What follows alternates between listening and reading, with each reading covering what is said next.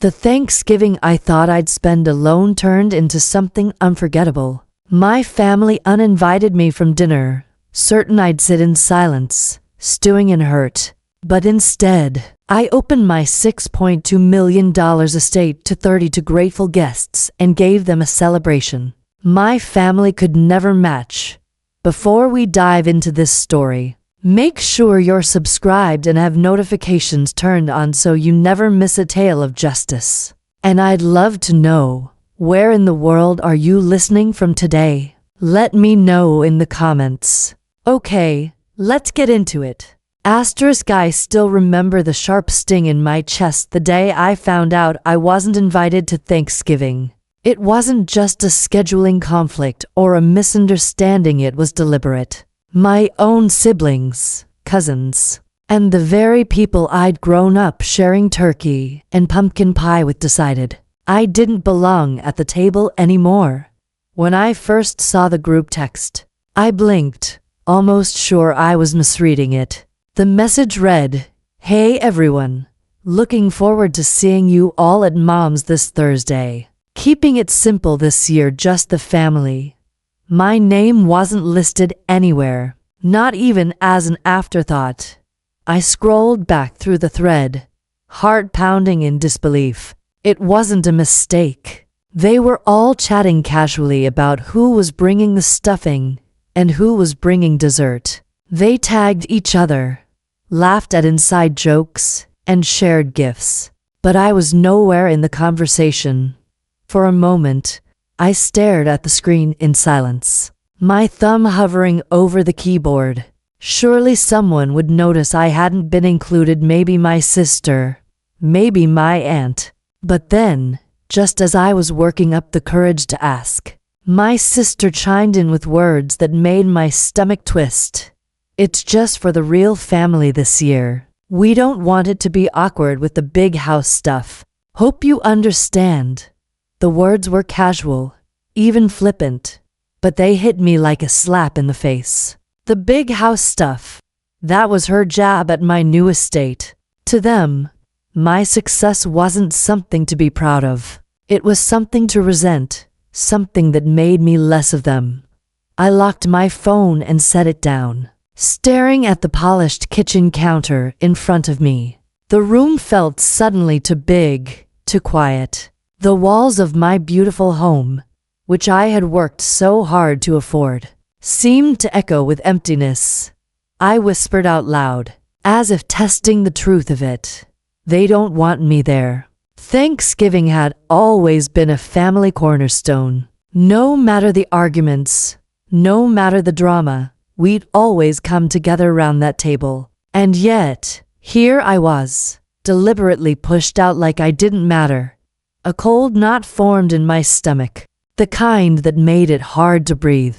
I felt betrayed, dismissed, and, more than anything, humiliated. The people who were supposed to love me unconditionally had drawn a line in the sand, and I was on the outside of it. That was the moment I knew things would never be the same again. That realization that I was no longer wanted at my own family's table pulled me back into memories of how things used to be, and how we'd arrived at this point. For most of my life, I had been the dependable one in the family. I was the sister who remembered birthdays, the cousin who never showed up empty-handed, the daughter who worked quietly in the background to make sure gatherings ran smoothly. I wasn't loud. I wasn't dramatic, and I wasn't the type to demand attention. If anything, I preferred to keep peace when tempers flared, to smooth over arguments with a soft word or a warm smile. That role fit me well for years. Back then, my family seemed to appreciate me, at least superficially. I was the one they leaned on when something needed organizing, when money was tight, or when they wanted someone to listen to their complaints. I didn't mind it. In fact, I thought that was what family was all about. Showing up, lending a hand, being reliable when it mattered most. But everything started to change the year I finally achieved the dream I had been working toward. For nearly a decade, I had poured myself into my career, saving every penny, taking risks that terrified me, and sacrificing more nights of sleep than I care to admit. That effort paid off in a way I never could have imagined. I purchased a $6.2 million estate. It wasn't about the number, it was about the symbol. To me, it meant I had finally built stability, security, a home of my own that no one could take away. To my family, though, it became something else entirely. At first, their reactions were masked as humor. A cousin would tease, "Careful, don't scuff the marble floors in your palace." Someone else would say, "Well, she probably doesn't eat regular food anymore, only caviar." I laughed along in the beginning, pretending it didn't sting. But little by little, those jokes sharpened. They weren't just teasing. They were testing me, watching for me to slip up, to show arrogance, to confirm the image they had already painted of me. My siblings were the worst. My younger brother, who had always been competitive, couldn't hide his disdain. Every accomplishment of mine became a target for him to downplay. "Sure, you bought a house," he once said at a barbecue, "but money doesn't buy taste." My sister, on the other hand, was subtler. She smiled to my face but made comments behind my back, telling relatives I thought I was better than them now. The truth was, I hadn't changed. I still cooked the same recipes I grew up with. I still drove the same car I'd had for years, even though I could afford something flashier. And I still showed up at family events ready to chop vegetables, set tables, or wash dishes. But no matter what I did, their eyes only saw the estate, the success, the life they convinced themselves I didn't deserve. The warning signs were there, of course. I can admit that now. The shift in tone during conversations, the way group texts began to exclude me from smaller plans, the cold silences that grew longer with every family dinner. I told myself it was stress, or jealousy that would fade, or maybe even my imagination. After all, these were my people, my blood. Surely they wouldn't push me away. But in hindsight, the cracks were already too deep to ignore. What started as light-hearted teasing became constant reminders that I was different, that I no longer belonged in their circle of normalcy. Still, I clung to the hope that Thanksgiving, at least, would be sacred.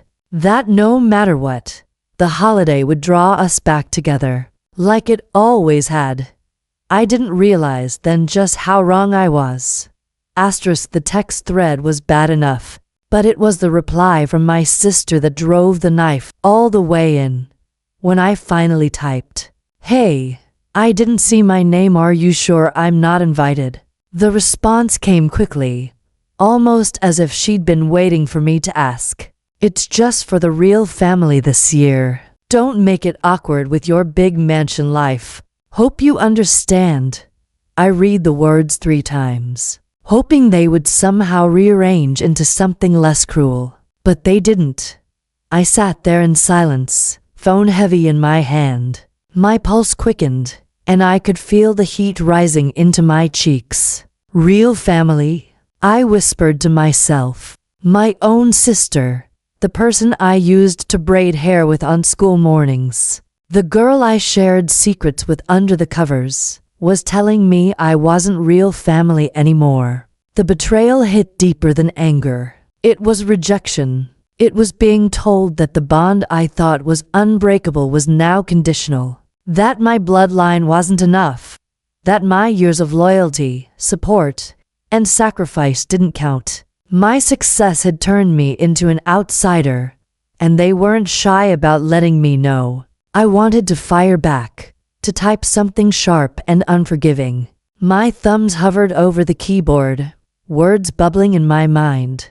"Do you even hear yourself?" Or family doesn't exclude people out of jealousy. But I stopped myself. They wanted me to react, to defend myself, to beg. And I wasn't going to give them that satisfaction. So instead, I closed the group chat. I didn't respond. I sat there, staring at the silent glow of my phone screen until it dimmed into black. The rest of the evening passed in a haze. I moved through the rooms of my home like a ghost. Every polished surface, every carefully chosen painting and piece of furniture that had once brought me joy now seemed to mock me. It wasn't just a house anymore. It was the excuse they used to cut me off. At one point, I wandered into the dining hall, with its long mahogany table stretching beneath the chandeliers. I ran my fingers over the polished wood and thought about all the family dinners we could have shared there. The room felt cavernous, almost too large for one person, and I realized how quiet my life had become since moving in. And then the loneliness hit me full force. I sank into one of the dining chairs, burying my face in my hands. For the first time in years, I felt like a child again, small, unwanted, powerless. The tears came hot and fast, and I let them. I let the weight of their words sink in because I knew I had to feel the depth of it before I could ever move past it. That night, as I lay in bed staring at the ceiling, their words echoed in my mind. Real family. It was such a casual phrase, but it carried the kind of finality that changes everything. And in that moment, something shifted inside me. I knew I couldn't go back to pretending things were fine. This wasn't a misunderstanding or a passing jealousy. This was a line being drawn, and I had been shoved to the other side of it. I didn't know exactly how yet, but one thing became clear. I wasn't going to let their cruelty define me. If they wanted to cut me out, then they had no idea what I was capable of building without them. In the days that followed, I told myself I would ignore them. I would stay quiet, let their dinner happen without me, and carry on with my own life. But silence only seemed to fuel their cruelty. The first sign came on social media. My cousin posted a photo of himself holding a glass of wine, captioned, "Cozy Thanksgiving planning with the real family." Nothing better. The words cut like glass, not because of their creativity, but because of their intention. They weren't sharing joy. They were announcing to the world that I was excluded. I tried to brush it off, but it kept happening. Another cousin uploaded a photo of pies lined up on a counter with the comment, "Can't wait for Thursday. Family and food, what more could you ask for?" Someone chimed in the comments, "Money can't buy this kind of love." I stared at that comment longer than I should have. Money can't buy family. It was the same dig, repeated in different words, like a mantra they used to justify pushing me away. Then came the whispers. A sympathetic aunt, one of the few who still reached out to me, called one evening and said softly, "Honey, I don't know how to say this, but they've been talking. They think you'll be alone on Thanksgiving. Some of them actually find it funny." I sat on the edge of my bed, my heart dropping to the floor. "Funny?" I asked, my voice tight. She hesitated before answering. "They said it'll teach you a lesson. That maybe you'll realize money isn't everything if you're stuck in that big house by yourself." I thanked her for telling me, but when I hung up the phone, my hands were shaking. They weren't just excluding me. They were reveling in the idea of my loneliness. My pain had become their entertainment. Each passing day, the tension grew heavier. I found myself scrolling through their posts late at night. Each picture and caption like another twist of the knife. They were building their narrative, painting themselves as wholesome, united, humble, and me as the outsider who didn't deserve a seat at the table. It wasn't just exclusion anymore. It was humiliation, performed for an audience. By Thanksgiving morning, I was already raw from the buildup of it all. I hadn't yet realized that the worst was still to come. Thanksgiving morning arrived, crisp and quiet outside my estate, but inside, my mind was anything but peaceful. I had tried to distract myself, to busy the day with chores and errands, but every notification on my phone felt like a new reminder of their cruelty. And then it happened, the final straw. I scrolled through social media and froze. There it was, a perfectly staged group photo of my family, smiling and clinking glasses. The caption read, "Thankful for family that matters." My chest tightened so abruptly I felt I might suffocate.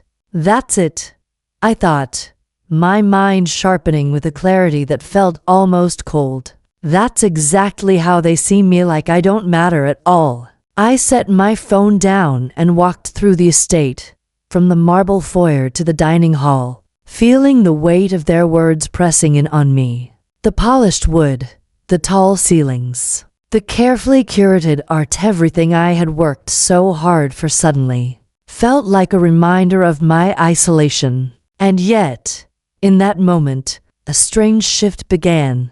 Instead of crumpling under the humiliation, something inside me hardened. Anger, yes, but a focused, simmering anger that demanded action. I wasn't going to sit quietly, pretending I had been wronged.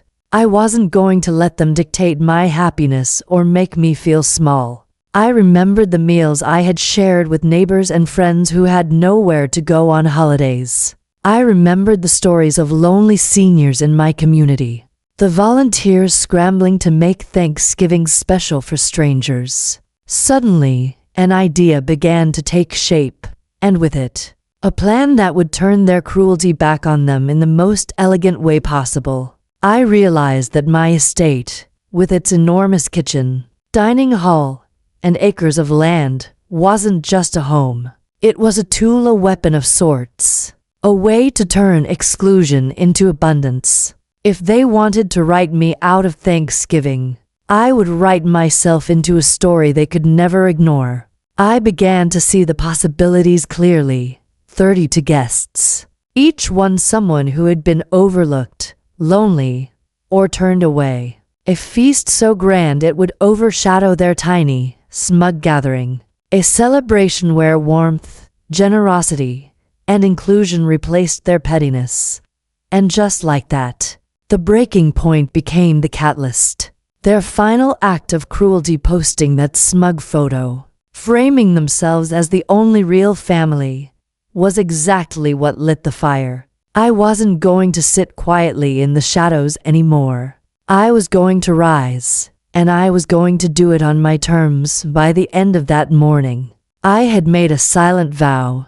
They would see what they had lost. Not through confrontation, not through anger, but through a demonstration of everything they could never match: grace, generosity, and undeniable justice. As I sat in the quiet of my home, the idea crystallized in my mind. I realized that my estate, the very thing my family had used to dismiss me, was also my greatest advantage. Every detail of it, from the grand dining hall to the sprawling kitchen, from the gleaming silverware to the chandeliers that hung like frozen constellations, could be turned into a stage for something unforgettable. I began planning in earnest. My unique weapon wasn't a confrontation, a secret, or a lawsuit. It was the combination of my resources, creativity, and willingness to embrace people who truly valued connection. My weapon was a Thanksgiving so warm, so spectacular, and so inclusive that it would highlight my family's pettiness without me ever saying a word. First, I made a list of potential guests. They wouldn't be my family, they were people I'd met through charity work, neighbors who often spent holidays alone, and friends who had no place to go. In total, I wanted 32 people, a number that felt perfect, large enough to create a festive atmosphere, small enough to manage with elegance. Next came the logistics. I called in my trusted catering staff, the team I had worked with for years. I explained my vision, a feast that felt both luxurious and homey, where every guest felt welcome and valued. Tables would be draped in crisp linens, centerpieces of autumnal flowers, and candles that flickered like golden promises. The menu would balance tradition with sophistication: hand-carved turkey, roasted vegetables, decadent pies, and the kind of desserts that left guests speechless. But the true brilliance of the plan was subtle. It wasn't just about food or decor, it was about optics. I knew that eventually my family would hear about it. They would know that while they were sitting in a cramped living room, smug and self-satisfied, 32 people were being celebrated, nourished, and made to feel like family in my home. The plan wasn't vindictive in the cruel sense, it was precise, smart, and satisfying. It was justice served without malice. I also thought about the timing. Everything had to feel effortless and natural, but calculated enough to ensure maximum impact. Invitations went out quietly, messages sent with warmth and humility. I coordinated with the staff to ensure every detail from lighting to table settings was perfect. I even curated a playlist, soft and inviting, to make the evening feel intimate despite the grandeur. Finally, I rehearsed my own mindset. I knew the hardest part wouldn't be the logistics, it would be maintaining calm and grace. I didn't want my actions to feel like spite. I wanted them to shine with generosity. My family's eventual discovery would be the irony, the poetic justice that comes from watching arrogance and cruelty unravel. Without a single angry word from me, by the afternoon, the plan was solidified. I leaned back in my chair, looking around my empty, echoing dining hall, and allowed myself a small, private smile. They thought excluding me would hurt. They thought I'd sit alone, simmering in resentment. They had no idea that their rejection had sparked something far greater: a Thanksgiving that would be remembered not for exclusion, but for extraordinary inclusion, warmth, and undeniable triumph. In that quiet moment, I felt a sense of power, not power over them, but over my own narrative. I was no longer a victim. I was the architect of a celebration that would turn cruelty into opportunity. And for the first time since reading that group text, I felt truly, deeply satisfied. Thanksgiving morning arrived, and with it, a quiet thrill that hummed through the halls of my estate. Everything I had meticulously planned over the past week was finally coming together. The staff moved like a well-oiled machine, laying tables, arranging flowers, and ensuring every detail was flawless. The long dining hall, once eerily empty, now shimmered with warmth and anticipation, candles flickering like tiny beacons of welcome. I supervised the final touches with a calm intensity. The golden tableware caught the sunlight streaming through the windows, and the aroma of roasting turkey filled every corner of the house. The staff had prepared everything with precision, from perfectly crisp vegetables to desserts that gleamed like jewels. I couldn't help but feel a quiet pride in the transformation. What had been a silent, lonely house was now alive with potential.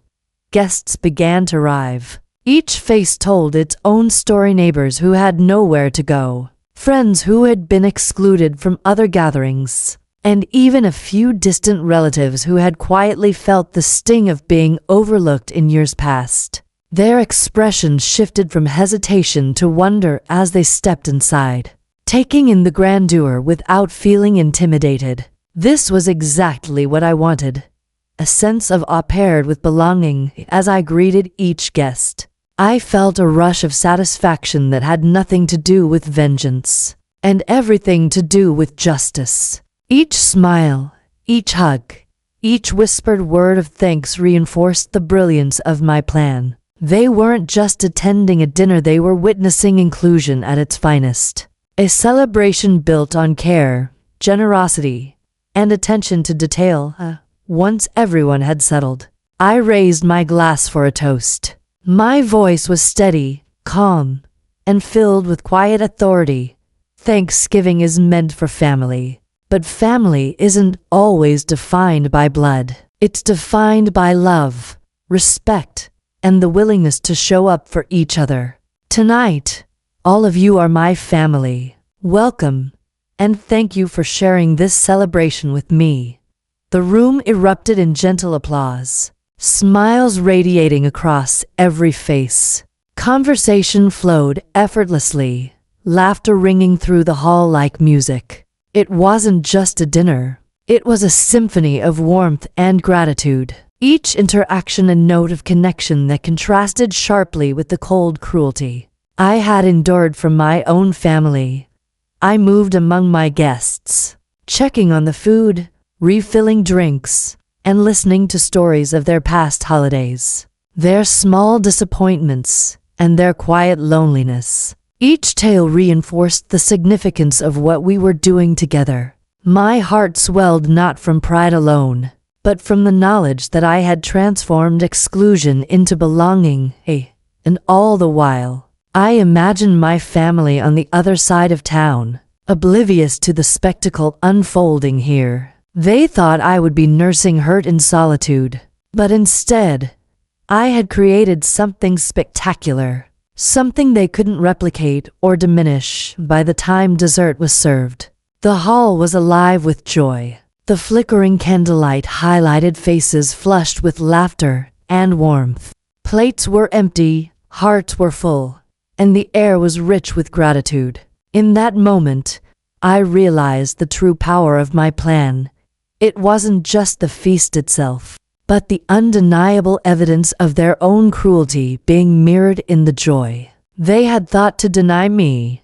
It didn't take long for the news to reach them. Around mid-afternoon, my phone began buzzing incessantly. Texts, calls, and a few voicemails from family members, all dripping with disbelief, frustration, and anger. Wait, are you seriously hosting a Thanksgiving without us? My brother's first message read. I could practically hear the disbelief in his words. The mixture of rage and confusion that came from expecting me to sit quietly and stew in exclusion. Another text from my sister followed almost immediately. How could you do this? You're supposed to be part of the family. This is humiliating. I read each message carefully, feeling a quiet thrill that was nothing like malice. I wasn't gloating, I was simply observing the natural consequences of their actions. They had chosen to exclude me. They had built themselves up on the idea of my isolation. And now, they were realizing that their cruelty had created a reality they couldn't control or undo. When my brother called, his voice trembled with rage. How could you betray the family like this? We were supposed to be together. I took a slow, steady breath, allowing the weight of the moment to settle in. My response was calm, measured, and deliberate. You made it very clear I wasn't family. Don't worry, I found one anyway. I hung up before he could respond, and for the first time in weeks, I felt completely free. No arguing, no justifying, no pleading, just the simple truth of my victory. They were powerless to undo what had been done. And there was nothing they could say that could diminish the joy unfolding in my estate. I could almost picture their faces, shock, disbelief, and the slow realization that they had miscalculated entirely. Their attempts to assert dominance and control had backfired spectacularly. The house that had once symbolized my exclusion now stood as a testament to their misjudgment. A silent yet unmistakable monument to the very justice they had unwittingly enabled. As the evening progressed, the texts and calls continued, but I ignored them. There was nothing to say, no words that could make them understand the elegance of what had occurred. Meanwhile, my guests were laughing, sharing stories, and enjoying every bite of the meal I had prepared. Each moment of happiness was, in itself, a subtle yet perfect reflection of their downfall. By the time the last plate had been cleared, the house was alive with warmth and satisfaction. I had orchestrated an entire celebration without a single shout or confrontation. The confrontation had already happened, not in anger, but in the undeniable reality that they had lost. And in that loss, their frustration and impotence were palpable, even from a distance. In that moment, I understood the most satisfying part of all. Justice doesn't always need drama or cruelty. Sometimes, it simply requires the quiet, undeniable demonstration that the choices of the unkind carry consequences, and that generosity and wisdom will always prevail. By the time dinner was winding down, the transformation of the evening was complete. What had begun as a plan born from exclusion had become something far greater than I could have imagined. The room was filled with laughter, conversation, and the kind of warmth that comes from people genuinely feeling seen and valued. Every face glowed with gratitude, and I realized, with a quiet satisfaction, that this was the truest form of victory. I watched as guests lingered around the table, savoring the food, the ambience, and the company. Stories flowed, tales of past hardships, forgotten holidays, moments of loneliness that were now softened by this celebration. Some of the guests had tears in their eyes, moved by the fact that someone had thought of them, that someone had carved out a space in the world just for them. I felt a swell of pride, not for the grandeur of the estate, but for the generosity that had turned a moment of personal hurt into collective joy. Meanwhile, I imagined my family, across town, sitting in their modest dining room, trying to recreate the coziness they had boasted about in texts and social media posts. I could picture their turkey dry and overcooked, the folding chairs pulled up around a table, too small for everyone, the awkward silences, and the forced smiles. They had intended to humiliate me by making me feel lonely, but the irony was exquisite. Their version of family could not compete with what had unfolded under my roof. One of the most satisfying moments came when a neighbor, a woman who had been alone for years during the holidays, came up to me and whispered, her voice thick with emotion, "This is the best Thanksgiving of my life. You gave us what they threw away." Those words, soft and sincere, resonated more deeply than any text or phone call from my family could have. I realized in that moment that justice had been served not with confrontation or revenge, but through action and generosity. My family's cruelty had inadvertently set the stage for their own humiliation. They had tried to diminish me, but in doing so, they had amplified my impact. As the evening drew to a close, I walked through the estate, taking in the flickering candlelight and the lingering laughter of my guests. I felt a sense of completeness, a peaceful satisfaction that no message or insult from my family could ever disrupt. The feast had been a triumph, a tangible proof that kindness, creativity, and courage could overcome pettiness and exclusion. In the end, the final payoff was undeniable. My family had intended to exclude me and diminish my joy, yet they had inadvertently witnessed their own failure. Meanwhile, I had turned their rejection into something beautiful, meaningful, and profoundly satisfying. The contrast was clear. Cruelty had yielded nothing but frustration, while generosity had created lasting joy. For the first time in weeks, I smiled without restraint. The triumph wasn't loud or boastful, it was quiet, steady, and deeply rewarding. Every plate cleared, every heartfelt thank you, every laugh shared in my home was a direct reflection of the justice I had orchestrated. And in that moment, I knew with certainty they had lost, and I had won in the most elegant way possible. In the days and weeks that followed, The impact of that Thanksgiving continued to unfold. Word of the feast spread quickly through neighbors, friends, and even distant relatives who had heard whispers of the 32-guest celebration at my estate.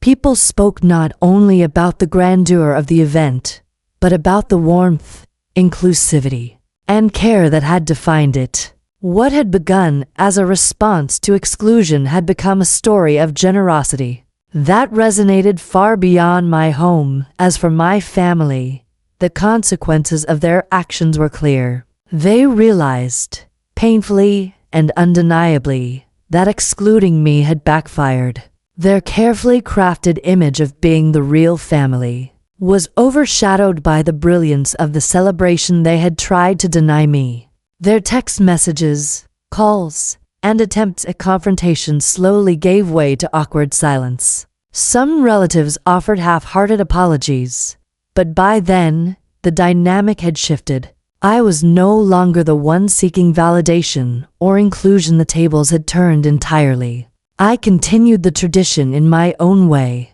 hosting Thanksgiving dinners for those who had nowhere else to go, those who had been overlooked, or those who simply appreciated a space to feel at home. Each year, the gathering grew in warmth and reputation, not in spite of my family, but because I had learned to create joy independently of their approval. The estate, once a symbol of isolation in my family's eyes, became a beacon of generosity and connection.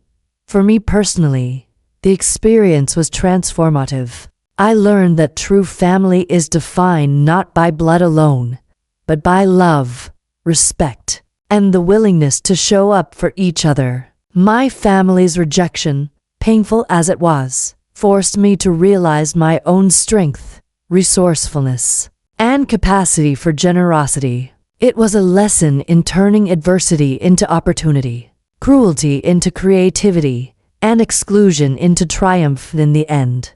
The moral of the story became perfectly clear. Those who attempt to diminish others through jealousy, pettiness, or cruelty will eventually reveal their own limitations. Meanwhile, those who respond with grace, intelligence, and generosity create a legacy that endures. My family's arrogance and exclusion had created the conditions for their own downfall, while my thoughtful, deliberate actions brought about undeniable, poetic justice. And so, life moved forward with a new balance. I had reclaimed my narrative, reshaped my world, and discovered that the true measure of family and of success was not the approval of the envious or petty, but the joy, connection, and love one could cultivate for themselves and for others. The Thanksgiving that was meant to hurt me instead became the story I would tell for years. A story of cleverness, generosity, and sweet, satisfying justice. Don't forget to subscribe and feel free to share your story in the comments. Your voice matters.